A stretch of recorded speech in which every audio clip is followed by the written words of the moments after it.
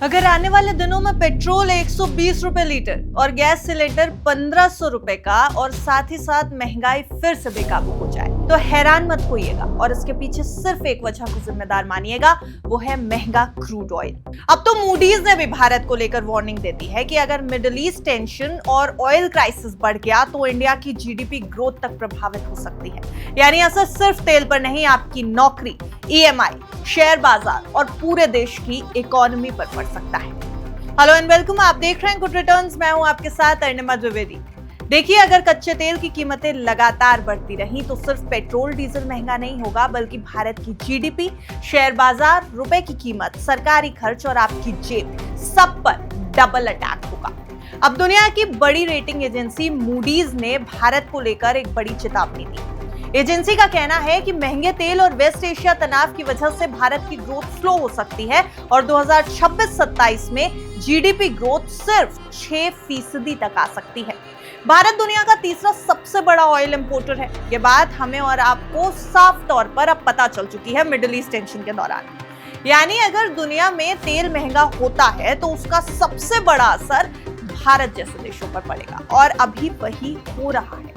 Middle east tension, Iran US conflict और Hormuz strait crisis की वजह से क्रूड ऑयल और एलएनजी प्राइसेस तेजी से बढ़ रहे हैं। अब सवाल यह है कि महंगे तेल से भारत की इकोनॉमी पर कितना बड़ा असर पड़ेगा।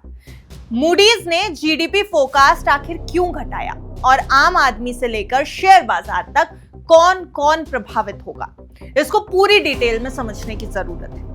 देखिए, मूडीज रेटिंग्स ने अपनी ग्लोबल मैक्रो आउटलुक रिपोर्ट पेश की है जिसमें भारत की ग्रोथ फोरकास्ट को घटा दिया गया है। पहले अनुमान लगभग 6.8% ग्रोथ का था, लेकिन अब ये नया अनुमान सिर्फ 6% के आसपास का बताया जा रहा है, यानी लगभग 0.8 परसेंटेज पॉइंट की कटौती।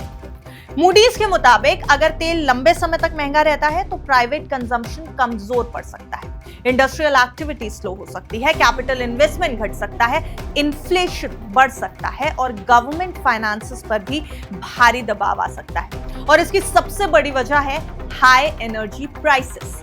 भारत अपनी लगभग 85 से 90% ऑयल नीड्स इंपोर्ट कर रहा है।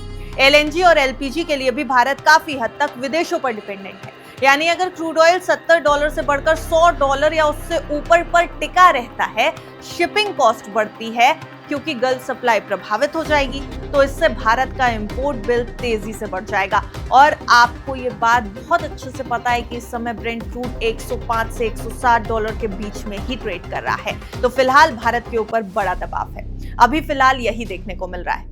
ब्रेंट क्रूड ने हाल के महीनों में तेज उछाल भी दिखाया क्योंकि मिडिल ईस्ट में तनाव बढ़ रहा है। दुनिया को डर है कि अगर सप्लाई चेन प्रभावित हो गई तो ग्लोबल एनर्जी मार्केट में बड़ा शॉक आ सकता है।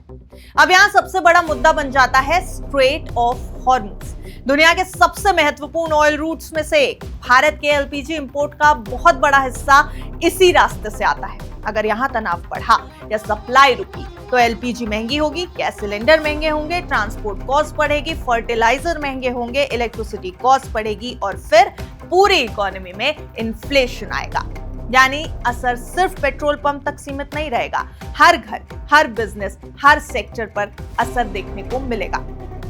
अब अगर ऑयल कंपनीज को राहत नहीं देती है सरकार तो पेट्रोल डीजल प्राइसेस भी बढ़ सकते हैं, जिसकी उम्मीद अब फिलहाल की जा रही है क्योंकि सरकार ने गोल्ड और सिल्वर पर इंपोर्ट ड्यूटी तो बढ़ा दी। ट्रांसपोर्ट महंगा हो जाएगा तो सामान महंगा होगा, फूड इन्फ्लेशन बढ़ेगा, रोजमर्रा की चीजें महंगी होगी। और अगर इन्फ्लेशन बढ़ता है तो आरबीआई इंटरेस्ट रेट्स कम करने से बच सकता है, यानी ईएमआई घटने की उम्मीद कमजोर पड़ सकती है। होम लोन, कार लोन और बाकी बोरोइंग कॉस्ट लंबे समय तक ऊंची रह सकती है। देखिए, जब कंपनियों का खर्च बढ़ता है तो हायरिंग स्लो होती है, प्रॉफिट घटता है, सैलरी ग्रोथ कमजोर पड़ती है, यानी नौकरी पेशा लोगों पर भी इसका असर साफ दिखाई देता है। अब बात करते हैं उन सेक्टर्स की जिन पर सबसे ज्यादा असर यहाँ पड़ सकता है। सबसे पहले आता है एविएशन सेक्टर। सबसे पहले दबाव में है ये क्योंकि फ्यूल कॉस्ट बहुत बड़ा हिस्सा है इसका। उसके बाद पेंट, सीमेंट, केमिकल्स, लॉजिस्टिक्स और ऑयल मार्केटिंग कंपनीज पर दबाव बढ़ता जा रहा है क्योंकि इन इंडस्ट्रीज का बड़ा खर्च एनर्जी पर डिपेंडेंट है। वहीं दूसरी तरफ कुछ सेक्टर्स को फायदा भी मिलेगा, जैसे रिन्यूएबल एनर्जी कंपनीज को, डिफेंस सेक्टर को, डोमेस्टिक एनर्जी प्रोड्यूसर्स को, कोल कंपनीज को, क्योंकि जब देखिए फॉसिल फ्यूल महंगा होगा तो ऑल्टरनेटिव एनर्जी की डिमांड बढ़ने लगेगी।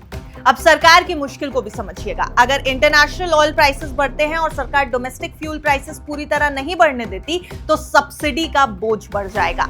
सरकारी ऑयल मार्केटिंग कंपनीज को नुकसान झेलना पड़ सकता है। इसका असर फिस्कल डेफिसिट पर पड़ेगा, गवर्नमेंट बोरोइंग बढ़ेगी और इंफ्रास्ट्रक्चर स्पेंडिंग पर भी दबाव आ सकता है। यानी सरकार कर्जे में भी आएगी और सरकार के ऊपर कई तरीके का दबाव बनेगा। सरकार को एक साथ कई मोर्चों पर लड़ना पड़ सकता है। इन्फ्लेशन भी कंट्रोल करना है, ग्रोथ भी बचानी है और जनता पर ज्यादा बोझ भी नहीं डालना। अब शेयर बाजार क्यों डर रहा है, ये भी बड़ा सवाल है, वो भी समझ लीजिए। जब ऑयल प्राइसेस बढ़ते हैं तो इन्फ्लेशन बढ़ता है, रुपया कमजोर होता है, फॉरेन इन्वेस्टर्स पैसा निकालते हैं जो कि अभी एफआईआईज कर रहे हैं और कॉर्पोरेट मार्जिन्स घटते हैं। यही वजह है कि हाल के समय में भारतीय बाजार में वोलेटिलिटी बढ़ गई है।